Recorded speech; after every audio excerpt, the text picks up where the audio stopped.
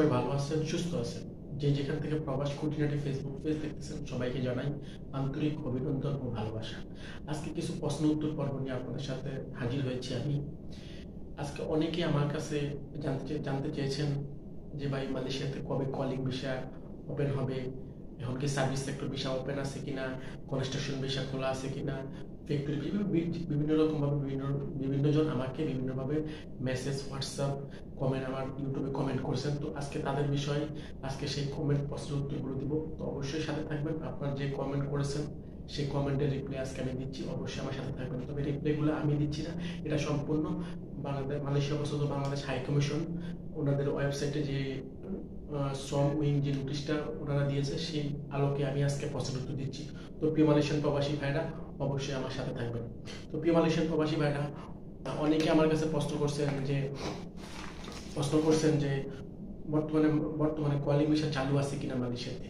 জি ভাই, বর্তমানে মালয়েশিয়াতে কলিং ভিসা চালু আছে, তবে সেটা হচ্ছে একটা মাত্র সেক্টর, সেটা হচ্ছে শুধুমাত্র প্লান্টেশন সেক্টরে, বাগান সেক্টরে কলিং ভিসা চালু আছে। আর এই কলিং এর মেয়াদ কিন্তু 31শে মার্চ 2025 সালে শেষ হয়ে যাবে। তাহলে আপনারা বুঝতে, বর্তমানে কলিং চালু আছে, শুধু প্লান্টেশনে কলিং ভিসা চালু আছে। আবার অনেকেই আমাকে প্রশ্ন করছেন যে ফ্যাক্টরি ভিসা, সার্ভিস সেক্টর বা কনস্ট্রাকশন ভিসা কি বর্তমানে মালয়েশিয়াতে লোক আসতে পারবে। বর্তমানে ভাই মালয়েশিয়াতে প্লান্টেশন সেক্টর ছাড়া অন্য সকল সেক্টর কিন্তু বন্ধ আছে। আমি আবারও কথাটা বলতেছি, প্লান্টেশন সেক্টর ছাড়া আপনার সার্ভিস সেক্টর, ফ্যাক্টরি, কনস্ট্রাকশন এইসব বিষয় সম্পূর্ণভাবে বন্ধ আছে, শুধু প্লান্টেশন সেক্টর খোলা আছে মালয়েশিয়াতে। এটা একটা অনেকে আমাকে প্রশ্ন করছে যে ভাই মালয়েশিয়াতে আসতে বর্তমানে কত টাকা খরচ হচ্ছে। ভাই মালয়েশিয়াতে আসতে কত টাকা খরচ হয়, এটা আসলে একটা এমন একটা প্রশ্ন, এটার উত্তর দেওয়াটাও কঠিন, আবার দেওয়াটাও সহজ। সেটা হচ্ছে যে মালয়েশিয়াতে বাংলাদেশের রিক্রুটিং এজেন্সি BRA কর্তৃক মালয়েশিয়া কর্মী প্রেরণের সরকার কর্তৃক ফি হচ্ছে 78,990 টাকা। আর অনেকে আমাকে প্রশ্ন করছে অনেকেই আমাকে একটা বিষয় প্রশ্ন করছে, সেটা হচ্ছে ভাই আমি মেডিকেল করছি, আমি কি মালয়েশিয়াতে আসতে পারবো প্লান্টেশন কলেজ সেক্টর বিষয়। জি ভাই, অবশ্যই আপনি আসতে পারবেন যদি আপনি মেডিকেল করতে থাকেন। তবে সেটা হচ্ছে যে একটা মেডিকেলের কিন্তু সর্বোচ্চ মেয়াদ থাকে 3 মাস। আপনার এই 3 মাসের মধ্যে যদি আপনার মালয়েশিয়া থেকে কলিং বাংলাদেশে যায় তাহলে অবশ্যই আপনি আসতে পারবেন। 3 মাসের মধ্যে যদি আপনার কলিং ভিসা মালয়েশিয়াতে না যায় তাহলে আপনার এই মেডিকেলটা আবার নতুন করে মেডিকেল করতে হবে। আর এরপরে আবার যখন আপনি বাংলাদেশে আপনার কলিং পেপারটা চলে যাবে, তখন আবার সেই কলিং এর মেয়াদ থাকবে 3 মাস। এই 3 মাসের মধ্যে কিন্তু আপনি আবার মালয়েশিয়াতে আসতে হবে। মালয়েশিয়াতে আসার জন্য প্রত্যেকটা সেক্টর একটা নির্দিষ্ট সময় দেওয়া আছে, এটা আপনারা কিন্তু মনে রাখবেন। প্রত্যেকটা সেক্টর একটা নির্দিষ্ট সময় দেওয়া আছে, এই সময়ের মধ্যে কিন্তু আপনার এই কাজটা সম্পূর্ণ করতে হবে, এই সময়ের মধ্যে এই সম্পূর্ণ কাজটা করতে হবে। তাহলে মালয়েশিয়া যারা মেডিকেল করছেন অবশ্যই আসতে পারবেন।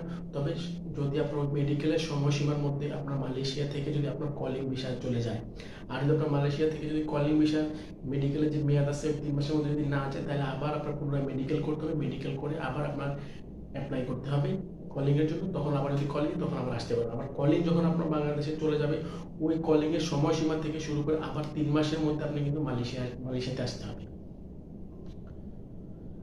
আবার অনেকে প্রশ্ন করছেন যে ভাই মালয়েশিয়া থেকে আসতে কত বছর প্রপারলি সময় লাগে, কত বছর লাগে। আপনি যে প্রবাসে আসবেন, আপনার একটা পাসপোর্টের বয়স উল্লেখ করতে হবে, তো সেখানে প্রপারলি কত বছর লাগে। ভাই মালয়েশিয়ার ল অনুযায়ী হচ্ছে বৈদেশিক শ্রমিক মালয়েশিয়াতে আসতে হলে সর্বনিম্ন 18 বছর লাগে। 18 বছর সর্বনিম্ন 18 বছর, 18 বছর উপরে 20 বছর আপনি আসতে পারবেন। 18 বছর উপরে 20 বছরে হোক আপনি আসতে পারবেন। তবে আমার কথা হচ্ছে যে 18 নিচে আপনি যারা নিচে, এটা কিন্তু আপনি আসতে পারবেন না। 18 উপরে আপনি মালয়েশিয়াতে আপনার যে কোনো 18 বছর পূর্ণ হলে আপনি মালয়েশিয়াতে আসতে পারবেন। এখন হচ্ছে বর্তমানে যে প্লান্টেশন সেক্টরটা খোলা আছে, অনেকে আমি সাজেস্ট করবো, অনেকে আমি দেখছি যে অনেকেই 40-45 বছর আছে কিন্তু তারা প্লান্টেশন কলিং এর জন্য অ্যাপ্লাই করছে। এটা আমি আমার নিজ চোখে দেখা, আমি এমন কিছু ফাইল দেখেছি।